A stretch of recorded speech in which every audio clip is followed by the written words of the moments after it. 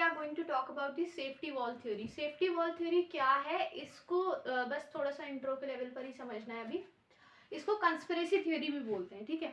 तो जो Indian national Congress है, INC है, which was founded in 1885 by A.O. Hume. A.O. Hume जिनका पूरा नाम एलन ऑक्टेवियन ह्यूम था।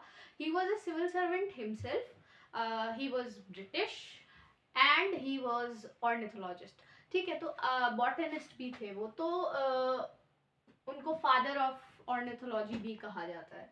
INC जब पुणे में नेशनल कन्वेंशन होने वाला था 1885 में, but due to the spread of cholera it was shifted to Bombay.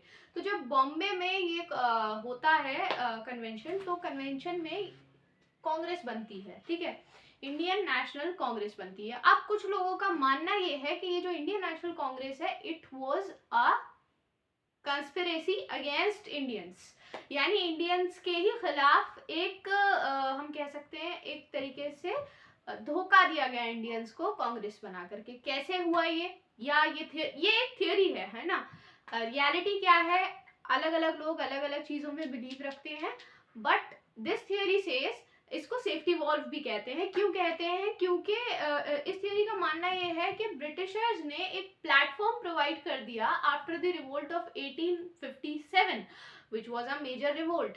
Britishers जो थे वो रास्ता ढूंढ रहे थे कि किस तरीके से अब हम फर्दर रिबेलियंस को, छोटे बड़े रिबेलियंस को रोकें, और इसके लिए उन्हें जो एक आसान रास्ता लगता है, या जो एक हम कह सकते हैं उनके लिए फीजिबल रास्ता लगता है, वो ये है कि हम इंडियंस को एक प्लेटफॉर्म प्रोवाइड कर दें, एक जगह प्रोवाइड कर दें, एक उनको हम उनको स्पेस दे दें जहां पर वो अपनी बात रख सकें, और वो बात रख के उन्हें लगेगा कि भाई हमारी बात सुनी जा रही है, जबकि हमें सुननी नहीं है उनकी बात, समझ रहे हैं। मतलब उनको ऐसा प्रिटेंड करना है इंडियंस को कि इंडियंस की बात सुनी जा रही है, तो ऐसा मानना है। अच्छा, ये थ्योरी का जो जन्म है, शेखर बंदोपाध्याय का ऐसा कहना है दैट विलियम वेडरबर्न ने बायोग्राफी लिखी थी ह्यूम की, जो कि 1913 में पब्लिश हुई।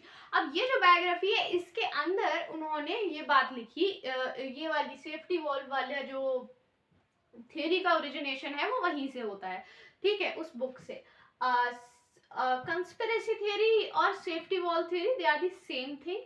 ये सिर्फ एक थ्योरी भी है, और आप चाहें तो इसे सच भी मान सकते हैं, बिकॉज INC अल्टीमेटली धीरे धीरे अगर आप देखेंगे तो INC ने बहुत कुछ किया है in the freedom struggle, but at the same time ये थ्योरी भी काफी हद तक सही है, क्योंकि इस थ्योरी को के सही होने की जो एक मुख्य वजह है, जो बेसिक वजह है, वो ये है कि इस थ्योरी कांग्रेस का जो फाउंडर था, जो बंदा कांग्रेस जिससे शुरू हुई, वो एक ब्रिटिश सिविल सर्वेंट था, एक रिटायर्ड ब्रिटिश सिविल सर्वेंट था। यानी कि जो बंदा खुद ब्रिटिश है, लोगों का कहना ऐसा है कि जो बंदा खुद ब्रिटिश है वो दूसरों इंडियंस के लिए क्यों बोलेगा, व्हाट इज द रीजन, है ना। कुछ लोग कहते हैं कि वो खुद ही ब्रिटिश था, तो इसलिए जो ब्रिटिशर्स हैं उन्होंने उनको अपॉइंट किया for this work, but because he was already a civil servant, तो ये भी पॉसिबल है कि और वो प्रोएक्टिवली इन्वॉल्व भी थे पूरे, उन्होंने रिबेलियंस को देखा, स्ट्रगल्स को देखा, वो जमीन से जुड़े हुए थे, तो may be possible that he was motivated by those events and he was a very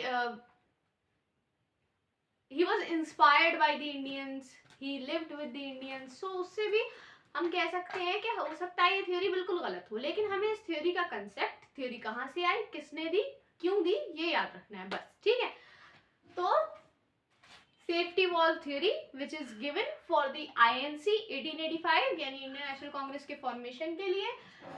वजह इसकी ये है कि A.O. ह्यूम ब्रिटिश अगर ना होते, अगर वो इंडियन ओरिजिन के होते, तो यही सेफ्टी वॉल जो है वो खत्म हो जाता। मतलब ऐसा कुछ भी नहीं मानते फिर हम जो इस थ्योरी में बिलीव करते हैं वो इसीलिए करते हैं कि भैया एक ब्रिटिशर हमारा साथ क्यों देगा, है ना।